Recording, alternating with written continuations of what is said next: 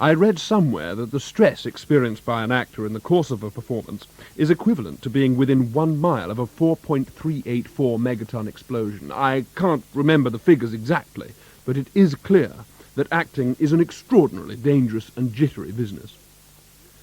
With acting being such an incredibly high-risk job, I suppose it's not surprising that there are superstitions and traditions relating to just about every stage of our working process.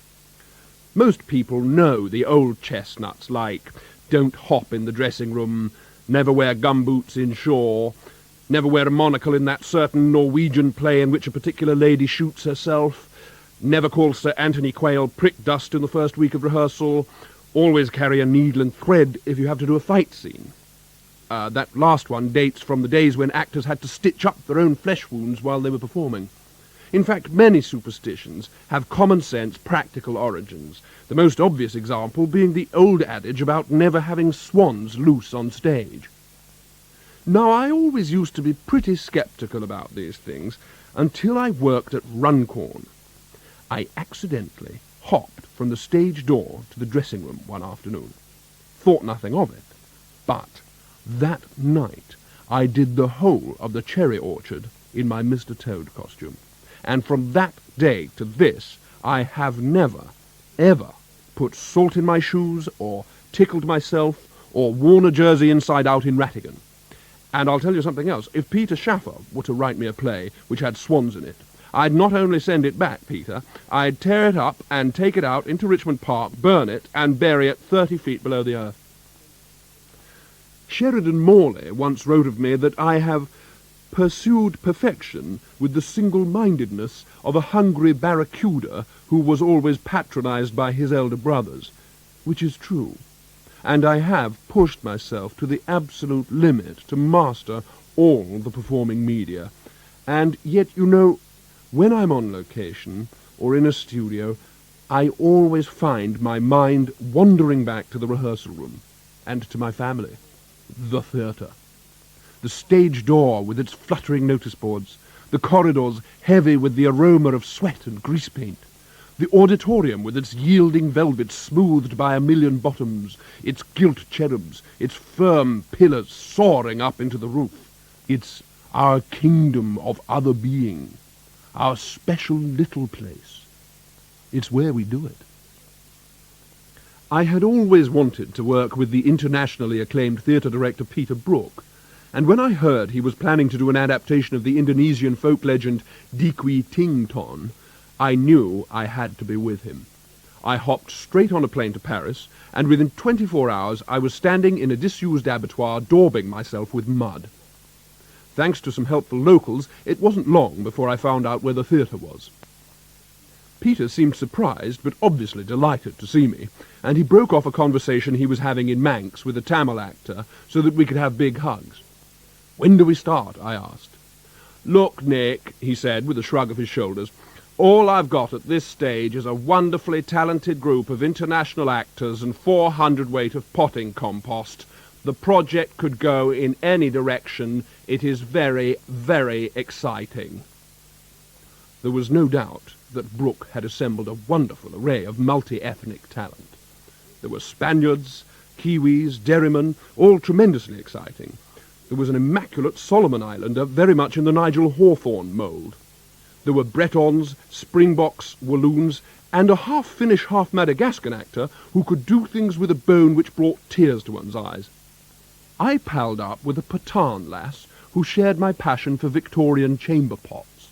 And oh, what a door was opened to me that first morning of rehearsals. At long last, here was the kind of physical, feisty theatre I'd been looking for. Primal, epic storytelling with quite a lot of mud and a sort of pond thing in the middle of the stage. I was cast as the bird of paradise whom Dikwi Tington meets on his travels to the South Seas, a smashing but immensely taxing role. No wings, no Kirby wire, just a cardboard beak, a feather, and my talent. We had a few language problems, of course. It once took Peter 35 minutes to say, "Coffee time, girls and boys," so that everyone understood, but we were soon producing some immensely interesting work. All we needed was to find some simple mountain peasants to perform it to.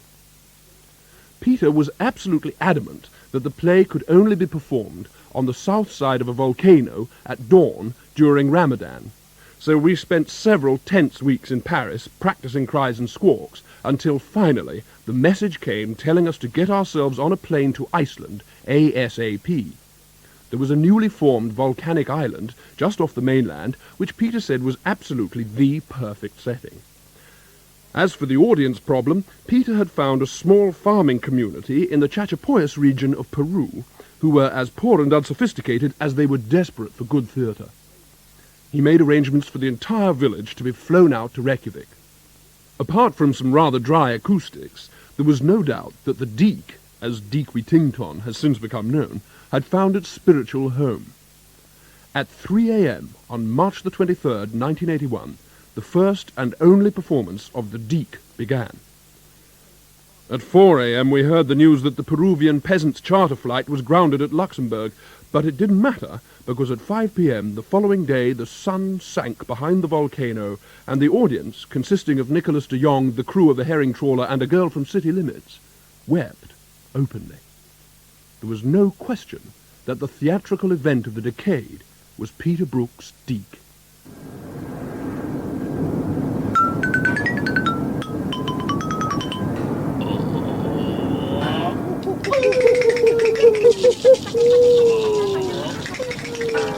"9 miles from London and still no sign of pussy."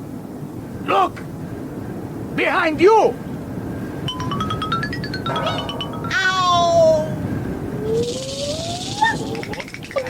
Oh, there you are, puss. Why don't Dick sing his song Cheery Puss Up?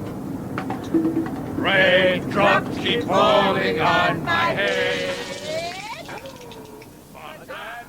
Coming from the theatre, where everyone is generally in love, it is a terrible shock to come up against the bureaucracy of a large TV company. All those secretaries and admin personnel scurrying about, well, what do? There are more technicians alone at the BBC than there are actors. It is frightening. I wonder how many people switch on the telly to watch Viv the Vision Mixer, or Wendy the Wages Clerk, or Peter the Programme Planner. Not very many, I suspect. No, what Mr. and Mrs. Joe Public want to watch when they come home after a hard day at the factory is actors. Acting. It's such a shame and so silly, really, when the standard of television used to be so much higher. I remember when I first came into the profession as a nipper, there used to be plays on TV nearly every night. Plays about real people, real characters who did real things, like have affairs with Billy Whiteclaw, or go home to visit their working-class parents and cause trouble. Nowadays, what do we get? Snooker. Snooker and darts and women talking about their insides. But we mustn't get too depressed. I have done some smashing things on the box, and hope to do many more. And also, I hope this doesn't sound too arrogant, I happen to know that I'm rather good at it. I learned very quickly that the secret of telly is to keep everything very small. Everything has to come right down. Voices, gestures, makeup, even underpants if it's a Dennis Potter. As an actor, of course, one has to be prepared to turn one's hand to anything, for what are we but humble hawkers in the bustling bazaar of Thespis Street? So, training films, crime reenactments, television, radio, even commercials. Barbecue's ready, Una. Oh, no. Coffee, darling? That smells mild. That's because it's new Extra Mile blend. It's almost worth being out first for. I suppose I am destined to be associated with a certain brand of specially mild coffee for the rest of my days. But if you ask me if it is irritating to have people shouting Extra Mile blend and laughing at me when they see me in the street, I would say no without hesitation. Look, the time to start worrying about recognition is when it stops. And I'm always ever so slightly dumbfounded when other actors ask me, "How can you do commercials, Nick? You're a serious classical actor." Am I being cynical, or is it only those who don't get offered advertising work who ask these questions? To me, there is no conflict between advertising and straight acting. One is wearing a costume, and one is speaking lines. What's the big difference? And in all of the 3 commercials we've made so far, we have always tried to tell a truthful human story. First there was the rain-ruined barbecue, then the shelves which fell down as soon as I looked the other way, and lastly, the one in which I get bowled out first ball. All little plays, if you like, and all requiring just as much skill as anything by Ibsen or Shakespeare. And in any case, I haven't made nearly as much out of them as people think. The next clip I'm going to play you is from Radio.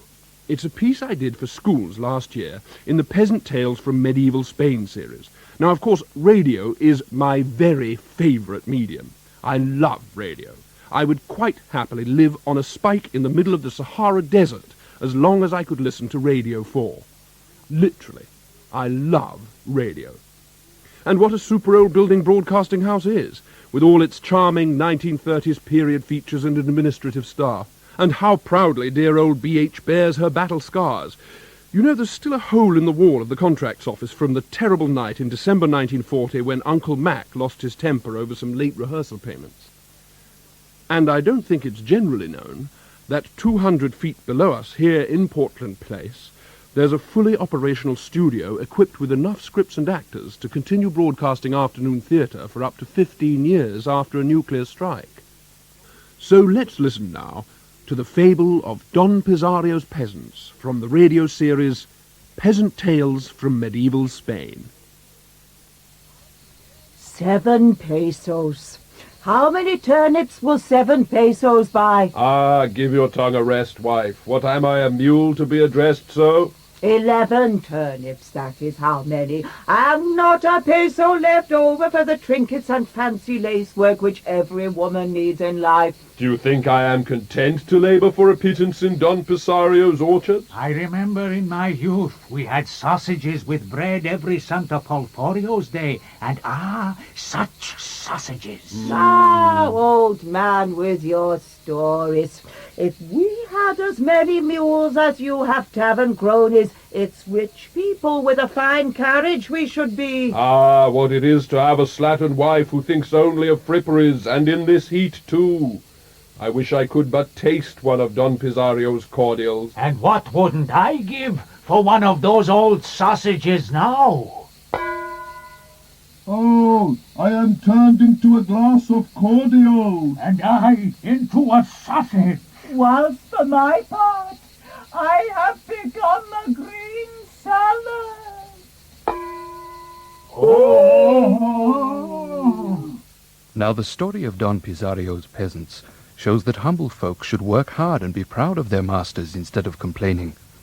Providence punishes the discontented.